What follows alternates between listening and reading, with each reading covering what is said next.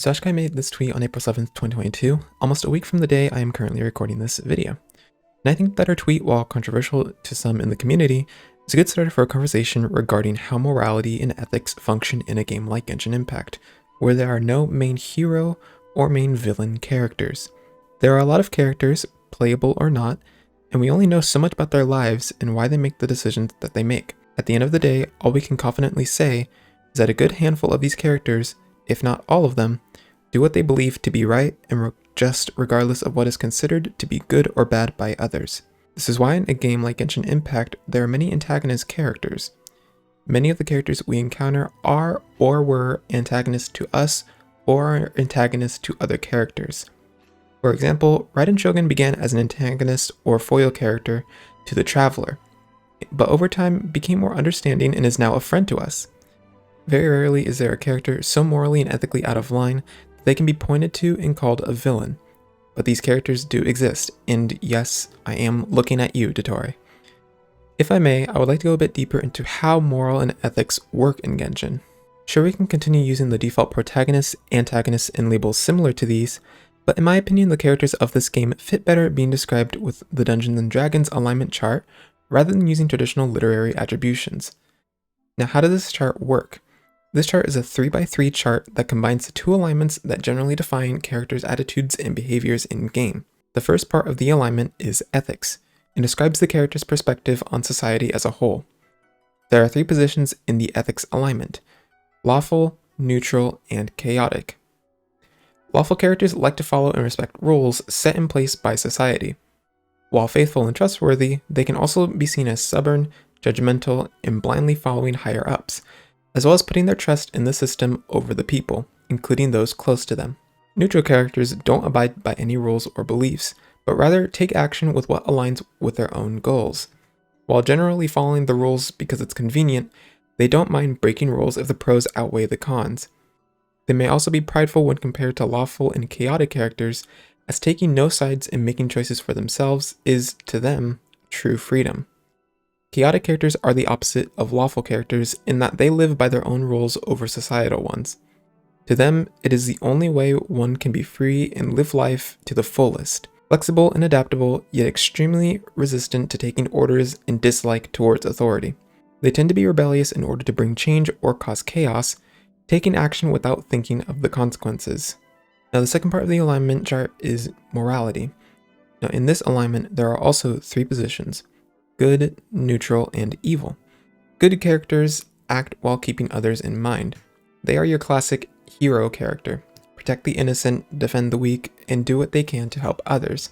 Neutral characters are, well, neutral. They don't extend to either good or bad extremes. Neutrals tend to act based on whether it benefits themselves and or those around them. These characters often shift towards the good or bad alignment as the story continues based on the effects and purpose of their decision making. Evil characters do not think twice, nor do they feel remorse when they harm, torture, or even kill others, regardless of their innocence. Characters can be considered as evil for many reasons, whether it is because who they have faith in or work for is evil, or being evil simply brings them joy. For those who prefer a dumbed-down, short version of what I previously explained, or a better way to say it, a TLDR, basically, law and chaos represent the opposing principles of things like control versus chaos and society versus individuals. They are not inherently good nor evil, they just exist as is. Meanwhile, good and evil represent the moral differences between things like kindness versus hatred and altruism, or a better word being selflessness, versus harm. And neutral is self-explanatory. Now, when we combine each alignment part together, we get an alignment combination. This is where each moral alignment is paired with an ethic alignment. There are 9 total combinations: lawful good, neutral good, chaotic good, then lawful neutral, true neutral, chaotic neutral, and lastly, lawful evil, neutral evil, and chaotic evil. Let's start with the good characters first. Lawful good characters are like protectors. They protect the weak and destroy those who are evil. Neutral good characters ultimately believe in selflessness over everything else. Chaotic good characters believe freedom to be of the highest virtue and go as far as to cause rebellion in order to achieve it. Lawful neutral characters faithfully obey the lawful principle. like how a judge treats everyone fairly and equally in a court case. True neutrals fall neutral ethically and morally, and is often somebody who only cares about things that benefit themselves. They are not inclined to do good or bad, nor be lawful or chaotic. Chaotic neutrals do what they want, but minus the altruistic nature that typical chaotic good characters possess. They often reject authority while simultaneously avoiding it rather than directly challenging it, as well as messing with societal order just for funsies and leaving it up to others to deal with it in the aftermath. Lawful evils are authoritarians, with no remorse or guilt from punishing individuals if it means for the greater good of society. Neutral evils are inherently selfish and don't mind harming others to get what they want so long as they can get away with it, which basically means that they'll follow or break laws depending on if it aligns with their goals. Chaotic evils are inherently malicious towards everything and everyone. They do harm and evil deeds for the sake of it, and are a want to see the world burn type character. After explaining these alignment combinations, how do they fit in the world of Teyvat? Which characters best fit each combination? For time's sake, and because there are so many characters in this game, I decided to use one or a couple of characters that fit each combination, and who I feel expresses that alignment the best. We will go in order of ethical alignment, starting with the Lawfuls. For lawful good, a good character example is Jean. Jean is a character who is really set in stone with Mondstadt laws and is a generally strict character when it comes to societal expectations. She does what her people expect of her and has shown that she is willing to go to the lengths of sleep deprivation and even near death in order to protect others. For lawful neutral, I couldn't choose one character, so I decided to just go with two examples, and that being Yanfei and Kokomi. These two are perfect examples of lawful neutrals. They do their job without really taking sides, while simultaneously not just doing what they want when they want.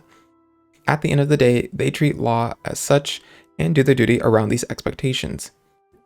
Now, an example of lawful evil is Celestia. Now, I think it is fair to put Celestia here based on their actions alone. Obviously, we do not know their true motives yet, but regardless of that, I'm solely basing this off of character action. They have shown with the destruction of Conria that they are willing to punish and destroy entire civilizations, regardless of who was innocent, if it meant the betterment of the world's future in their eyes. It is also fair to say that, in a way, they are authoritarian, as even the Hydro Archon, the god of judgment herself, is very fearful of Celestia's power.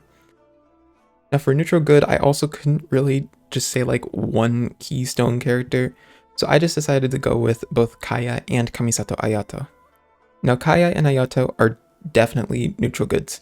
You could argue Kaeya is more on the selfish side at times, but overall what he does is often for the sake of others and in a sense is kind of selfless in nature. He also has a habit of occasionally breaking rules in order to gain useful information or the upper edge in certain situations. Similarly, while Ayato cares about the unity of the Tri-Commission and generally sticks within Inuzuman laws, he is comfortable with getting his hands dirty in order to reach a beneficial outcome, especially if it keeps the political realm stable. For true neutral, y'all, this one was right off the bat, first thought was Miko. Miko is the absolute epitome of neutrality. She literally does not care about your feelings and does what she feels like doing if she sees benefit from it. And while she leans more towards good than evil in terms of decision making, she never feels obligated to do things or follow an ethic or moral system. Her cunning nature also adds another layer of depth in her neutrality. For neutral evil, I had a hard time with this person putting them in neutral evil, but I just decided to go with it anyway. And I put Tartaglia as a good example of a neutral evil character.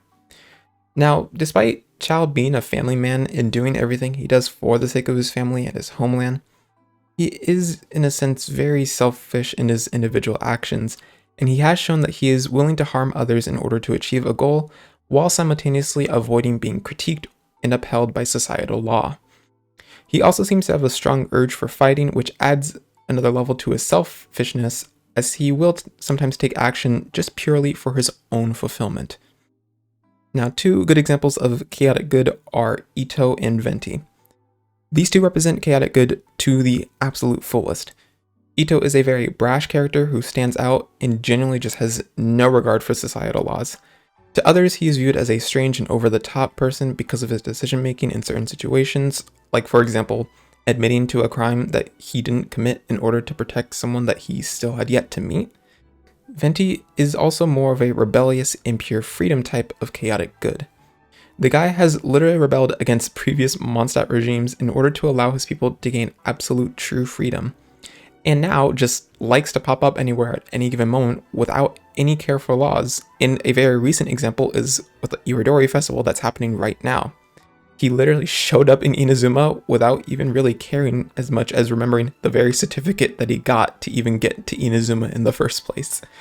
Like, he just does not care. He just goes anywhere and is like, hey, it's Venti, I'm here. Now, a good example of chaotic neutral is the Fatui organization as a whole. While individuals in the Fatui carry stuff out in a very evil manner, I would say, so far the Fatui seem to be an organization that is more leaned into chaotic neutral in terms of general behavior.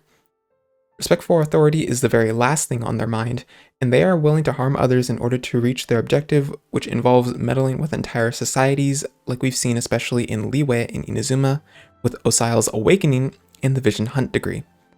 However, what doesn't make them evil is that their goal isn't evil in nature, as far as we know, in that they help fulfill the Tsaritsa's wish, which is, as far as we know, is to overthrow Celestia. This goal, based on what we know about Celestia, isn't necessarily evil in nature and does have good intentions. It's just simply that the way that they try to achieve this plan is definitely questionable and definitely has a lot of room for critiques. Now, the part we've all been waiting for, and the part that honestly got Ashkai's tweet a lot of hate, is chaotic evil, and specifically these two characters that I'm going to mention, Dottore and Barnabas.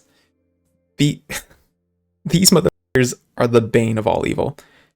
I do not care how much you like these people as characters, they represent chaotic evil to the fullest extent, regardless of motivation and or reasoning. It mainly has to do with the fact that human experimentation alone, being done out of curiosity and for their own fulfillment rather than it being required of it by someone else, automatically puts them in the deep evil category alone. And Dottore specifically is noted to have little to no regard for human life in general, is malicious and ruthless in nature, and primarily cares about himself and his needs. So, just Dottore alone, definitely chaotic evil, does not care about human life, and yeah, he just doesn't care. And yeah, that was it for our little morality and ethics discussion in terms of Genshin Impact, lore, characters, etc., etc. I could go more in depth, but I think I'm going to choose to end the video here, simply because I feel like I could keep going and going about morality and ethics. There are many levels to morality and ethics that I feel like people don't really understand, and people just like to point everyone as like a good guy or a bad guy or hero villain, and like to put really simple labels, but in a game like this, it's honestly not that simple whether you want to admit it or not. At the end of the day, there are complexities to things like morality and ethics, and in a game like this, where you always have to question what they're doing and what people are actively trying to achieve in this game, there's not really just one right answer or one wrong answer or one everything, right? Like, not everything is set in stone in terms of morality and ethics in this game. So yeah, that's why I'm ending it here, because I know I could go more in depth with this, but I'm going to just choose to lay it down for now right here. Okay. And on that note, until the next video, bye bye.